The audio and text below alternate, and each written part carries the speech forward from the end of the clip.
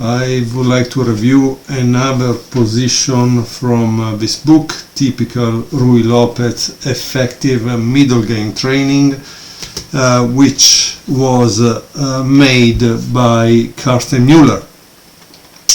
One of the things I forgot to mention in the previous review is that they always come with this nice bookmark, and the books from JBD, this Joachim Bayer Verlag, and all the exercises have QR code. This to me it's really amazing, because let's say that you commute and you use a train or a bus, you are not driving obviously, at least if you don't have your self-driving Tesla, and you want to see the position and see if you got it right, you can practically scan the QR code with your phone and see the result practically, because there is all the game that opens up with the phone or the tablet.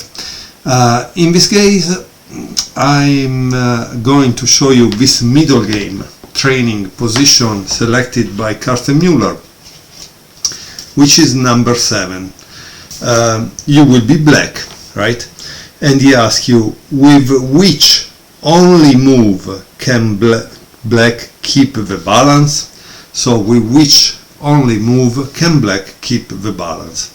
Obviously the first thing you must notice is that this pawn e5 is threatening something. So obviously the things that you do when you assess a position is if something is en pris, right, can be taken. Then of course you want to know which of your pawns are weak or can be attacked, and so on and so forth. Now eventually pause the video, think for maybe 10 minutes. I generally use this kind of clock, I turn them, I think for 10 minutes, and in the end I write down the variation that I thought or the important things of the position. If you do this exercise over and over, obviously at a certain point something will start to become automatic, and you will avoid big blunders in your games. So this game was played in Buenos Aires 2020, and here it says black's problem is that a pawn sacrifice with knight e4, which is common in similar position, is not convincing here either immediately or after an intermediate exchange on c2. So he says if you play bishop takes c2, queen takes e2 for example, and knight e4 is still not working. However, on closer inspection, black has a fourth option. Okay, so what is the fourth option? Let's see. The fourth option. Wow, because he made a very big job at analyzing all this stuff. Yeah, I mean there are like 2 pages of analysis. Okay, so let's see what he says. After the pawn sacrifice with knight e4, knight takes e4, d takes e4, bishop takes e4, bishop takes e4, rook takes e4, black was far from being able to prove sufficient compensation, because after queen d5 there was queen f3. Okay, and here it says that the white position cannot be jeopardized in any way, he says. Wow, interesting. Let's see what happens. So if you play this is wrong, can you imagine? That's an interesting move, huh? Because obviously this is behind. Why? Because of bishop f4. And if bishop takes e5, there is rook takes e5. That's kind of interesting, right?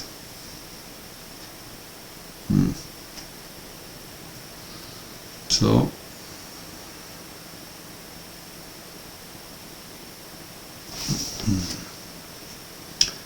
like always, I don't know if you notice, also in the previous position I saw, the white king has an escape, the black king doesn't, and that's a kind of problem. That's kind of a problem.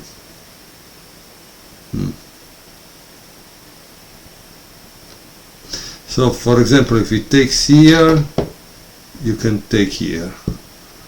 So, no big deal, right? And I think white has an advantage.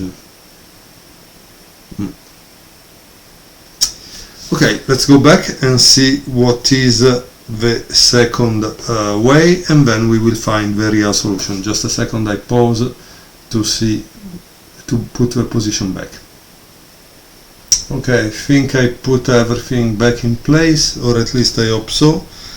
And here there is the second analysis that he makes. He says, although after bishop takes c2, queen takes c2, black wins an important tempo with rook c8. This does not change the assessment, which white is better.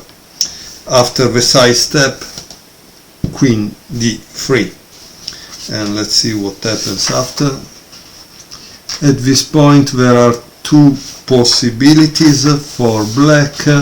One is bishop c5 and one is knight d7.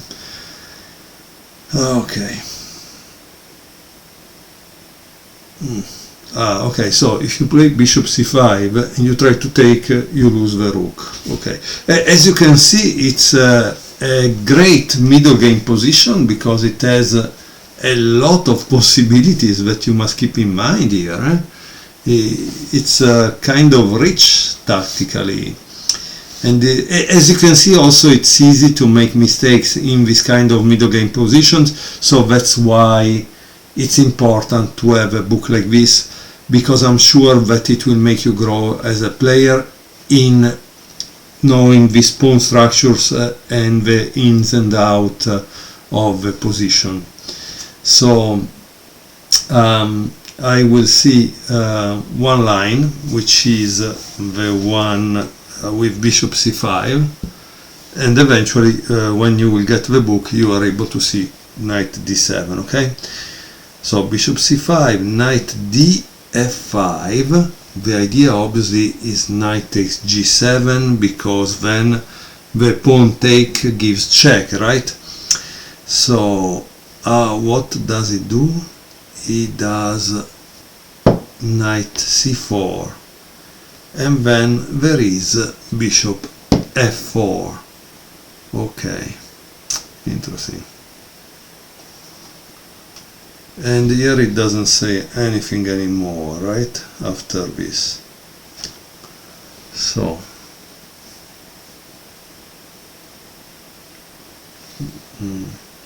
because after bishop f4 you still have this and pre, but this could take here, so that's interesting. But then the queen probably goes here. Okay, so this was the second alternative, and now let's go to check the answer.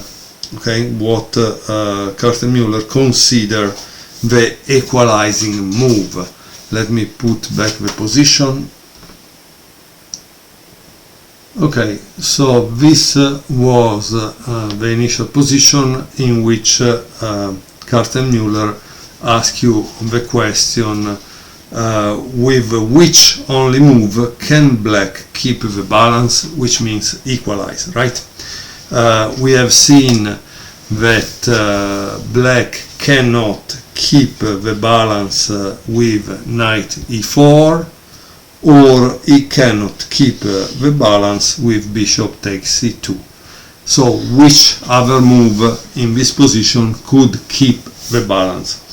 And the answer is the following. The only equalizing move is bishop c5. Not only brings counterplay motifs into play on the E line, the E file in reality, but also on the diagonal E7 G1. Okay, why? Because obviously if you take here, there is takes back probably, right? And so it becomes kind of, and then also this is M3, I mean a lot of stuff. But let's see what happens, right, after that move. So knight b3, there are A and probably B, right? Yes, there are two possibilities that white plays. One is knight b3 and the other is knight df5. Knight df5 as queen b6 as move, and then obviously it gives evaluation that it's a little uncertain the situation. Okay, let's start with knight b3. He says, however, that if you play bishop takes g6, that's not so good because h takes g6 gives a slight advantage to black. So bishop takes g6, h takes g6 not only gives away the chance to use the knight square on f5, but also leads to an overall significant fortification of black's castling position. So that's better for black. Knight b3, let's see. There is knight d7,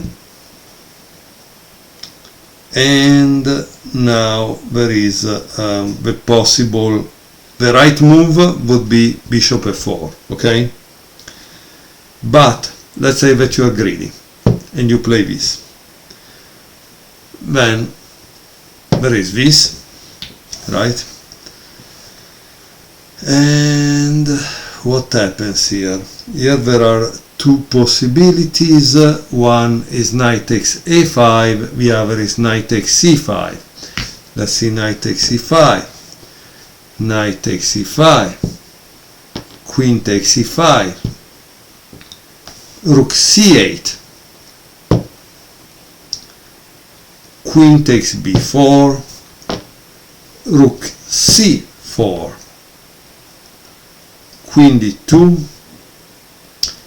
queen takes d2, bishop takes d2, and guess what? The final move is a move that gives advantage to black. The move is knight b3, with a great advantage for black, obviously, because tuck or tuck, you need to decide which thing.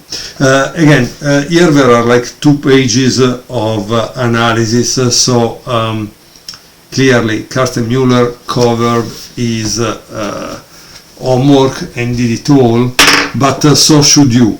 When that position was presented, you should have practically exhausted all the moves and done the training, because that's middle game training. Then the teacher gives you the answer. But as you can see, here there are like 100 positions. I don't remember what was the price of the book, sorry, because sometimes I buy a little too much, and so I don't remember what was what. I was really, the other day I checked the bank account and I realized, okay, so the thing is, if you really had got a lesson from a grandmaster only on this position, it could take 1 hour. No, it would be $100.